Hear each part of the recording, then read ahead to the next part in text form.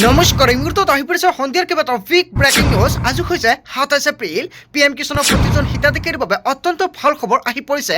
২৩ নং কিস্তিত ২,০০০ টকাৰ পৰিৱৰ্তে ১১,০০০ টকা লাভ কৰিব দেশৰ কোটি কোটি কৃষকৰ একাউণ্টত। ১০ তাৰিখত যোৱা বছৰৰ লগে লগে লাখ লাখ মহিলাৰ একাউণ্টত অৰুণোদয় আঁচনিৰ টকা প্ৰদান কৰিব ৰাজ্যৰ মুখ্যমন্ত্ৰী ডক্টৰ হিমন্ত বিশ্ব শৰ্মাই। এইমাত্ৰ বৃহৎ সিদ্ধান্ত গ্ৰহণ কৰিছে চৰকাৰৰ ফালৰ পৰা।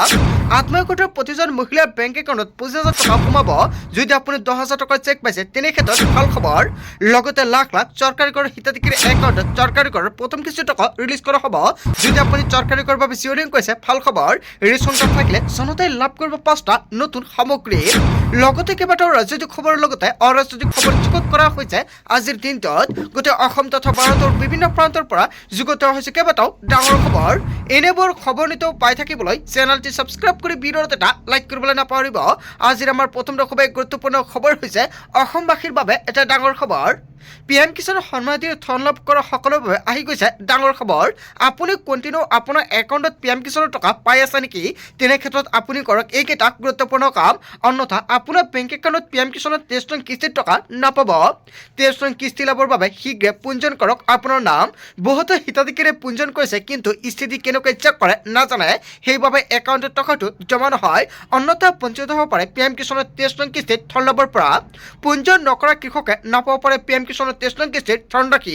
পঞ্জীয়ন কৰাৰ পিছত ঘৰতে আপোনাৰ আবেদনৰ স্থিতি আপুনি পৰীক্ষা কৰক।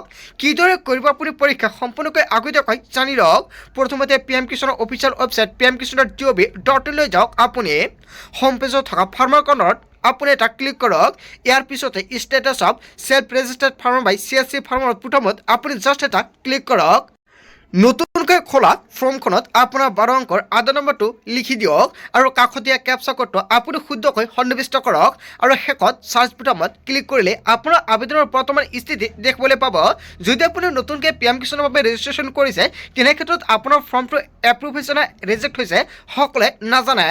যদি আপোনাৰ পৰীক্ষা কৰি থকা হৈছে তেন্তে পেণ্ডিং ফৰ এপ্ৰুভেল বুলি আহিব আৰু সম্পূৰ্ণ পৰীক্ষা হ'লে এপ্ৰুভড বাই ডিষ্ট্ৰিক্ট বাই ষ্টেট বুলি আহিব। যদি আপুনি আগতে পঞ্জীয়ন কৰিছে আৰু কিস্তি তথ্য চাব বিচাৰে তেনে ক্ষেত্ৰত ফাৰ্মাৰ কৰ্ণাৰত থকা নো ইউৰ ষ্টেটাছত জাষ্ট এটা ক্লিক কৰক। ইয়াৰ বাবে আপোনাৰ পঞ্জীয়ন নম্বৰ আৰু মোবাইল নম্বৰত অহা OTP প্ৰয়োজন হ'ব। এইখিনি দি দিয়াৰ পিছত লগে লগে যদি আপুনি PM কিষাণৰ টকা পাই আছে নিশ্চয় আপোনাৰ স্থিতিটো আপুনি এনেকুৱাকৈ চেক কৰিব পাৰিব। যিসকলে নতুনকৈ আবেদন কৰিছিল কেনেকৈ ষ্টেটাছটো চেক কৰিব নাজানে সেইসকলে হিতাধিকাৰী এনেকৈ চেক কৰিব পাৰিব। যদি কোনো হিতাধিকাৰী ভাবিছে নতুনকৈ PM কিষাণত আবেদন কৰিব নিশ্চয় আপুনি এটা কমেণ্ট কৰি জনাই দিয়ক কেনেকুৱাকৈ আবেদন কৰিব। নেক্সট ভিডিঅ'ত সম্পূৰ্ণকৈ ষ্টেপ বাই ষ্টেপ দেখুৱাই দিম। তাৰপিছত অসমবাসী ৰাজ্যিক জনসমাৰ পৰৱৰ্তী খুবেই গুৰুত্বপূৰ্ণ খবৰ, লগতে এটা ডাঙৰ খবৰ। বিনামূলীয়া ঘৰ নোপোৱা লাখ লাখ লোক লৈ ডাঙৰ খবৰ আহি পৰিছে। নতুনকৈ ৰাজ্যত দিয়া হ'ব চৰকাৰী কৰ। প্ৰধানমন্ত্ৰীয়ে আৱৰণ দিব ৫ কোটি বিনামূলীয়া চৰকাৰী কৰ। অসমৰ প্ৰতিগৰাকী দৰিদ্ৰ পৰিয়ালক দিয়া হ'ব PMAY অধীনত চৰকাৰী কৰ। মুখ্যমন্ত্ৰী ডক্টৰ হিমন্ত বিশ্ব শৰ্মাই কৰিছে বৃহৎ ঘোষণা। অতি শীঘ্ৰে সাজু কৰক কেইবাবিধ নথি পত্ৰ। আপুনি চৰকাৰী কৰৰ বাবে জিঅ' ৰেকিং কৰিছে নেকি? তেনে ক্ষেত্ৰত আপুনিও লাভ কৰিব চৰকাৰী কৰ টকা। বিজেপি চৰকাৰ আহিলে এই সুবিধা পাব। নিৰ্বাচনী প্ৰচাৰৰ মাজতে ৰাজ্যৰ মুখ্যমন্ত্ৰী ডক্টৰ হিমন্ত বিশ্ব শৰ্মাই কৰিছিল বৃহৎ ঘোষণা।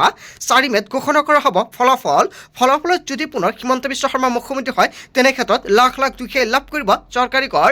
যিসকলে চৰকাৰী কৰৰ বাবে জিঅ'ৰিং কৰিছে ফলাফলৰ পিছতে চৰকাৰী কৰ টকা ৰিলিজ কৰা হ'ব।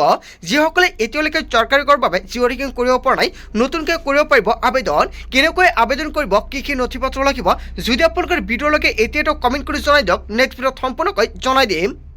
তাৰপিছত অসমবাসী ৰাজ্যিক জনসমাৰ পৰৱৰ্তী খুবেই গুৰুত্বপূৰ্ণ খবৰ, লগতে এটা ডাঙৰ খবৰ। আপুনি অৰুণোদয় আঁচনি নতুন নে পুৰণি হিতাধিকাৰী? পুৰণি আৰু নতুন হিতাধিকাৰীৰ বাবে কেইবাটাও বৃহৎ সিদ্ধান্ত গ্ৰহণ কৰিছে চৰকাৰে। অৰুণোদয় আঁচনিৰ টকা পুনৰ কেতিয়া প্ৰদান কৰা হ'ব একাউণ্টত। পুৰণি হিতাধিকাৰীসকলে ধন কণ্টিনিউ পাবলৈ কৰিব লাগিব এক গুৰুত্বপূৰ্ণ কাম আৰু নতুনসকলৰ বাবেও আছে নতুন নিয়ম। অৰুণোদয় আঁচনিৰ লাখ লাখ হিতাধিকাৰী শীঘ্ৰে আপডেট কৰক KYC আপডেট নকৰিলে আপোনাৰ একাউণ্টত চৰকাৰী আঁচনিৰ টকা নাপাব। KYC আপডেট নাথাকিলে আপোনাৰ একাউণ্টত নোসোমাব কোনো ধৰণৰ চৰকাৰী আঁচনিৰ ধনৰাশি। অৰুণোদয় আঁচনিৰ ধন নিয়মীয়াকৈ পাবলৈ বেংক একাউণ্টত ঠিক হৈ থাকিব লাগিব। অৰুণোদয়ৰ বাবে যিটো মোবাইল নম্বৰ দিছে সেই মোবাইল নম্বৰটো এক্টিভ কৰি ৰাখিব লাগিব। কিবা কাৰণত যদি মোবাইলটো পৰিৱৰ্তন হয় চৰকাৰক জনাব লাগিব। এতিয়াৰ পৰা প্ৰত্যেক ব্লকত এজন অৰুণোদয়ৰ সহায়ক থাকিব। যদি মাহত টকা মাহতে জমা নহয় তেনে ক্ষেত্ৰত ব্লকৰ অফিচত গৈ আপোনালোকে ডাইৰেক্ট দিব পাৰিব অভিযোগ। তৃতীয়তে অৰুণোদয়ৰ ধন নাপালে অভিযোগ দিবৰ বাবে চৰকাৰে মুকলি কৰিছে ফোন নম্বৰটো হৈছে 1800202626। এটা মাত্ৰ ফোন কলতে লগে লগে সকলোখিনি সমস্যা সমাধান কৰি দি দিব। লগতে আপুনি মেছেজো কৰিব পাৰিব এই নম্বৰ যোগে। ধন নোপোৱা মহিলাসকলৰ বাবে চৰকাৰৰ ফালৰ পৰা মুকলি কৰিছে হেল্প ডেস্ক আৰু ফোন নম্বৰ। আৰু পুৱা 10 বজাৰ পৰা সন্ধিয়া 6 বজালৈকে ফোন কৰিব পাৰিব এই নম্বৰতে। তাৰপিছত অসমবাসী ৰাজুক জনাইছোঁ আমাৰ পৰৱৰ্তী খুবেই গুৰুত্বপূৰ্ণ খবৰ। লগতে এটা ডাঙৰ খবৰ, বুকিঙৰ পিছত LPG চিলিণ্ডাৰ নোপোৱাক লৈ এটা ডাঙৰ খবৰ আহি পৰিছে। আপোনাৰ ঘৰত LPG গেছ চিলিণ্ডাৰ আছে নেকি? যদি আপুনি LPG চিলিণ্ডাৰ বুক কৰিছে তথাপিও আপোনাৰ ঘৰত LPG চিলিণ্ডাৰ ডেলিভাৰী হোৱা নাই নেকি, বা ডেলিভাৰী মেছেজ আপোনাৰ মোবাইল ফোনত অহা নাই নেকি? ভুলতো শ্বেয়াৰ নকৰিব আপুনি DSC নম্বৰ। যদি আপুনি DSC নম্বৰটো শ্বেয়াৰ কৰে তেনে ক্ষেত্ৰত আপুনি কিন্তু LPG নাপাব। ইহাতে চিলিণ্ডাৰ লওক আৰু তাৰপিছতে DSC নম্বৰ আপুনি দিয়ক। ৰন্ধন গেছৰ নাটনিৰ মাজতে একাংশই চলাইছে চিলিণ্ডাৰৰ কলা বজাৰ আৰু বুকিঙৰ পিছত ফোন যোগে DSC নম্বৰ লৈ চলাই কলা ব্যৱসায়। আৰু গতিকে চিলিণ্ডাৰ নোপোৱা পৰ্যন্ত আপুনি শ্বেয়াৰ নকৰিব DSC নম্বৰ। মেছেজ অহাৰ পিছতো যদি আপুনি চিলিণ্ডাৰ নাপায় তেন্তে দিয়ক আপুনি অভিযোগ। মুকলি কৰা হৈছে দুটাকৈ নম্বৰ 8927225667। এইটো নম্বৰ ছেভ কৰি ৰাখক আপোনাৰ মোবাইল ফোনত। লগতে আনটো নম্বৰ হৈছে 8391990070 নম্বৰতে আপোনালোকে মিছ কল কৰি এতিয়াৰ পৰা বুকিং কৰিব পাৰিব। IOCLৰ তৰফৰ পৰা মুকলি কৰা হৈছে এই নম্বৰ দুটা। মিছ কলতে বুকিং হ'ব আপোনাৰ গেছ চিলিণ্ডাৰ আৰু আহিব মেছেজ। আৰু মেছেজ অহাৰ পিছতে 2-3 দিনৰ ভিতৰতে ডেলিভাৰী হৈ যাব আপোনাৰ গেছ চিলিণ্ডাৰ। যদি আপোনাৰ ঘৰত গেছ চিলিণ্ডাৰ আছে আপুনি বুকিং কৰিব পৰা নাই তেনে ক্ষেত্ৰত এতিয়া এই নম্বৰটোত জাষ্ট আপুনি এটা মিছ কল দিয়ক, লগে লগে বুকিং হৈ যাব আৰু 3 দিনৰ ভিতৰতে আপোনাৰ ঘৰত গেছ আপুনি লাভ কৰিব।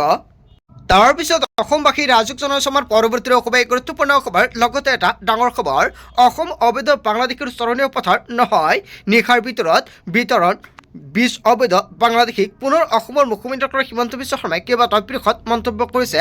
কোনো কাৰণতে ৰেহাই দিয়া নহ'ব অবৈধ অনুপ্ৰৱেশকাৰীক। 20 অবৈধ বাংলাদেশীক সীমান্তৰে উভতাই পঠিয়াই সীমান্ত সুৰক্ষা বাহিনীয়ে। আৰু সীমান্তত কটকটীয়া কৰা হৈছে নিৰাপত্তা। সামাজিক মাধ্যমযোগে ঘোষণা কৰিছে অসমৰ মুখ্যমন্ত্ৰী ডক্টৰ হিমন্ত বিশ্ব শৰ্মাই। তাৰপিছত অসমবাসী ৰাজুক জনাইছোঁ আমাৰ পৰৱৰ্তী খুবেই গুৰুত্বপূৰ্ণ খবৰ। লগতে এটা ডাঙৰ খবৰ, 4 মে'ত অসম বিধানসভা নিৰ্বাচনৰ ফলাফল ঘোষণা কৰা হ'ব। হয় কোনে চৰকাৰ গঠন কৰিব, বিৰোধী নে শাসক পক্ষই?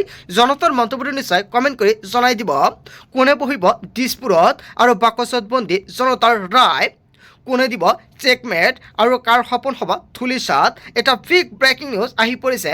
4 মে' ক'ব কাৰ হাতত সুৰক্ষিত হ'ব অসমৰ ভৱিষ্যত, কোন হ'ব দিছপুৰৰ ভাগ্য বিধাতা। তাৰপিছত অসমবাসী ৰাজুক জনাইছোঁ আমাৰ পৰৱৰ্তী খুবেই গুৰুত্বপূৰ্ণ খবৰ। লগতে এটা ডাঙৰ খবৰ, ৰাজ্যৰ প্ৰান্তে প্ৰান্তে কাল ধুমুহাৰ তাণ্ডৱ।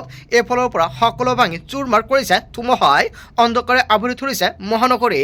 আৰম্ভ হৈছে ধুমুহা আৰু বৰষুণ। 2ৰ পৰা 3 দিনলৈকে এই এলাৰ্ট জাৰি কৰা হৈছে। আগন্তুক 3 দিনলৈ ধাৰাসাৰ বৰষুণৰ সতৰ্কবাণী। ঠায়ে ঠায়ে বতৰৰ বাবে বাতিল কৰা হৈছে বিহুৰ সাংস্কৃতিক অনুষ্ঠান। ধুমুহাই উৰুৱাই নিলে বিহুৰ পেণ্ডেল। নামনিৰ বঙাইগাঁও নলবাৰীত ধুমুহাৰ বৰষুণৰ ব্যাপক প্ৰভাৱ দেখা গৈছে। 26খনকৈ জিলালৈ য়েলো এলাৰ্ট জাৰি কৰিছে বতৰ বিজ্ঞান কেন্দ্ৰৰ ফালৰ পৰা। ধুবুৰী, দক্ষিণ শালমৰা, গোৱালপাৰা, কোকৰাঝাৰ, চিৰাং। কেৱল এয়াই নহয়, সমান্তৰালকৈ কেইবাখন জিলাত য়েলো এলাৰ্ট জাৰি কৰা হৈছে। বাক্সা, বৰপেটা, বঙাইগাঁও, বজালী, তামুলপুৰ, নলবাৰী, কামৰূপ মেট্ৰ, দৰং, ওদালগুৰি, মৰিগাঁৱতো এলাৰ্ট জাৰি কৰা হৈছে। হোজাই, নগাঁও, পশ্চিম কাৰ্বি আংলঙতো য়েলো এলাৰ্ট জাৰি কৰা হৈছে। গোলাঘাট আৰু শোণিতপুৰ, বিশ্বনাথ, ধেমাজিতো য়েলো এলাৰ্ট জাৰি কৰা হৈছে। আপোনাৰ জিলাৰ নাম কি এতিয়া আপুনি কমেণ্ট কৰি জনাই দিয়ক। বৰ্তমান আপোনাৰ অঞ্চলত বতৰৰ পৰিস্থিতি কেনেকুৱা? মাজুলী, ডিমা হাছাও, বিশ্বনাথ, যোৰহাট, কাছাৰতো য়েলো এলাৰ্ট জাৰি কৰা হৈছে। আজিৰ ভিডিঅ'টো যিমান পাৰে সকলোৱে বেছিকৈ শ্বেয়াৰ কৰি দিব। ৰাজ্যৰ প্ৰান্তে প্ৰান্তে কাল ধুমুহাৰ তাণ্ডৱ লীলা। তাৰপিছত অসমবাসী ৰাজুক জনাইছোঁ আমাৰ পৰৱৰ্তী খুবেই গুৰুত্বপূৰ্ণ খবৰ। লগতে এটা ডাঙৰ খবৰ, মুখ্যমন্ত্ৰীৰ পদ এৰিব অসমৰ মুখ্যমন্ত্ৰী ডক্টৰ হিমন্ত বিশ্ব শৰ্মাই। মুখ্যমন্ত্ৰীৰ আসন এৰিবলৈ সাজু হৈছে হিমন্ত বিশ্ব শৰ্মা। আনুষ্ঠানিকভাৱে ঘোষণা কৰিছে হিমন্ত বিশ্ব শৰ্মাই। মই মুখ্যমন্ত্ৰীৰ চকী এৰি দিম বুলি মন্তব্য কৰিছে। মই পদত্যাগ কৰিবলৈ সাজু আছোঁ। কিন্তু কিয় এনেকুৱাকৈ অসমৰ মুখ্যমন্ত্ৰী ডক্টৰ হিমন্ত বিশ্ব শৰ্মাই পদত্যাগ কৰিবলৈ সাজু হৈছে? কিন্তু অসমৰ ডিটেনশ্যন কেম্পত এটা হিন্দু বাঙালী দেখুৱাই দিয়ক।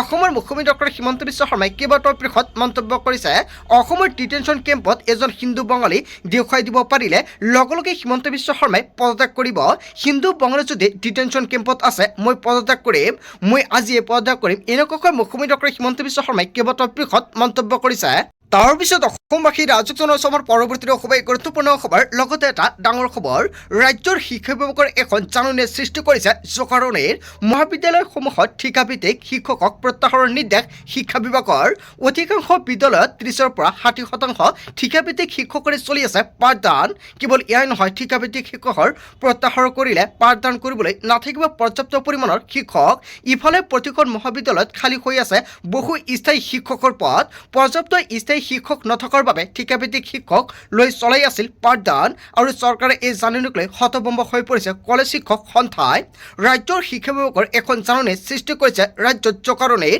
বন্ধু-বান্ধৱীসকল আজিৰ মূল ভিডিঅ'খনত আপোনালোকক এইখিনি সৰু এটা ইনফৰমেশ্যন দিবলগীয়া আছিলে ভিডিঅ'টি ভাল লাগিলে লাইক কমেণ্ট শ্বেয়াৰ কৰক চ' থেংক ইউ ফৰ ৱাচিং ফুল ভিডিঅ'